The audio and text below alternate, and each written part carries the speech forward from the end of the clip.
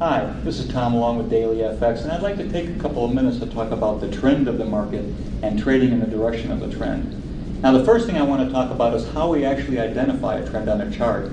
And what we recommend in our courses is start with a daily chart with about 1 year of trading activity on it. And we identify an uptrend as a series of higher highs and higher lows. We identify a downtrend as a series of lower highs and lower lows. And we want to trade in the direction of the trend. Otherwise, when we see an uptrend, we only want to look for buying opportunities. And when we see a downtrend, we only want to look for selling opportunities. Why? Because it's really just a matter of simple math. This trending move from A up to B could be about 1,000 pips on a daily chart. And the move against the trend from B down to C could be about 500 pips. Okay, it's a stair-step formation going up, so the moves from A to B, the trending moves, are going to be larger than the counter-trend moves, which are down B to C. Now, if this is 1,000 pips and the move against the trend is 500 pips, it's just simple math. That if we're buying in an uptrend, the odds are greater that we're going to be in a more profitable trade because of the bigger moves moving up. Okay? So if there's 1,000 pips moving up and 500 pips moving down, that's almost a twice as much chance of being in on more up pips than down pips on the trade. But how do I identify getting into the trade? Okay. Now this is known as an ABC move. Some people call it a 1, 2, 3 move, but it's basically the same thing. Where from A to B is the trending move and B down to C is the move against the trend or the counter trend move.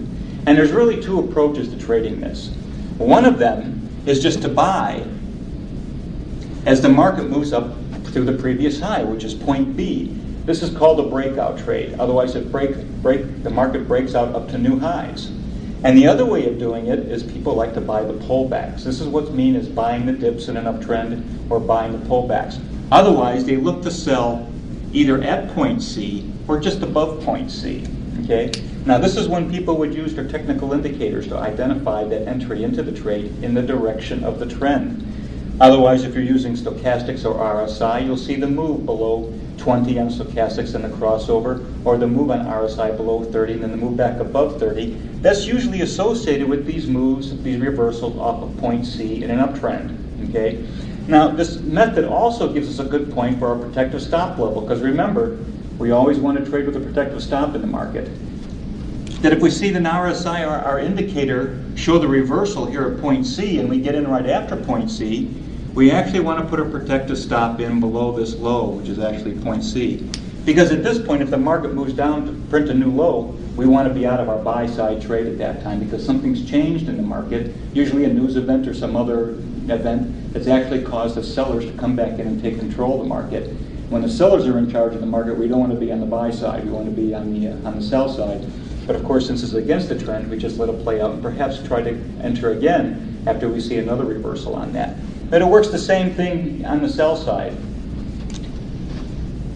Otherwise, from A down to B and the counter trend move to C, again, the breakout would be as the market moves down through support, which is point B, or if we want to sell the rally up to resistance in a downtrend, that would be trying to time our entry at point C. And again, we would want to use technical indicators or Fibonacci retracements or any other technical tool to identify when to get into the trade. Okay, but first we want to identify the trend. We want to look for a trade in the direction of the trend, and then we want to use our technical indicators to help identify that entry.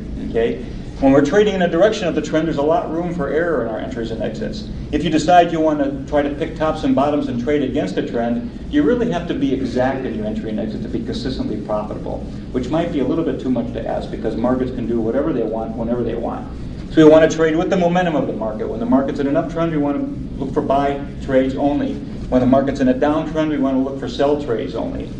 And what I like to do is I like to go through all the currency pairs that are available to trade at FXCM, all the daily charts with 1 year of trading, and look for the strongest trending moves. Okay, because there's a lot of times you can look at a currency pair, the daily chart, and make a case for either an uptrend or a downtrend. There's arguments for both sides.